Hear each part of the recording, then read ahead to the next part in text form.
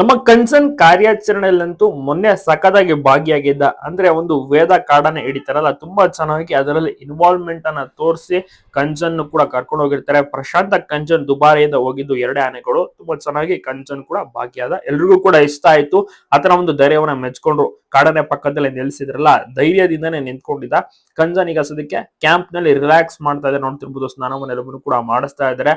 Kanjan boys ಅಂತಾನೆ ಹೇಳ್ಬೋದು.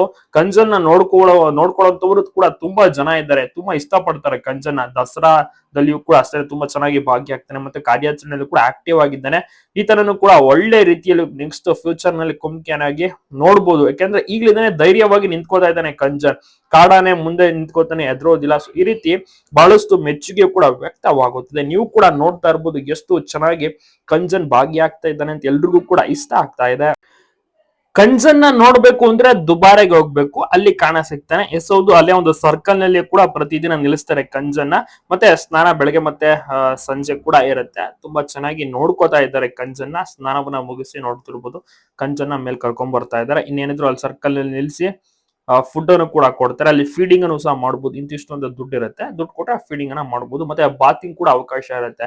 ಅಲ್ಲಿ ಬಂದಂತ ಪ್ರವಾಸಿಗರು ದುಡ್ಡನ್ನ ಕೊಟ್ಟು ಆನೆಗಳಿಗೆ ಸ್ನಾನವನ್ನು ಸಹ ಮಾಡಿಸಬಹುದು. ಸೊ ಈ ರೀತಿ ಸೂಪರ್ ಆಗಿರುವಂತ ಒಂದು ಕ್ಯಾಂಪ್ ದುಬಾರಿಯಲ್ಲಿ ಒಳ್ಳೊಳ್ಳೆ ದಸರಾ ಕುಮ್ಕಿ ಆನೆಗಳಿದಾವೆ. ಅದರಲ್ಲಿ ಫ್ಯೂಚರ್ ನಲ್ಲಿ ಕೂಡ ಒಳ್ಳೆ ಹೆಸರು ಮಾಡುವಂತ ನಮ್ಮ ಕಂಜನ್ ಕೂಡ ಇದ್ದಾನೆ. ಇನ್ನ ಚಿಕ್ಕ ವಯಸ್ಸು, ಸಖತ್ತಾಗಿಯೂ ಕೂಡ ಮಿಂಚ್ತಾ ಇದ್ದಾನೆ ಅಂತ ಹೇಳ್ಬೋದು. ಕಂಜನ್ ತುಂಬಾ ಜನ ಇಷ್ಟ ಪಡ್ತಾ ಇದ್ದಾರೆ. ಈಗ ಎಲ್ರೂ ಕೂಡ ಅಷ್ಟೇನೆ ದಸರಾದಲ್ಲಿ ಕಂಜನ್ ಈ ಸತಿ ಪಟ್ಟದಾನೆ, ಲಾಸ್ಟ್ ಟೈಮ್ ಪಟ್ಟದಾನೆ 2024ರಲ್ಲಿ ಪಟ್ಟದಾನೆಯಾಗೂ ಕೂಡ ಕಾರ್ಯವನ್ನ ನಿರ್ವಹಿಸಿದ್ದಾರೆ.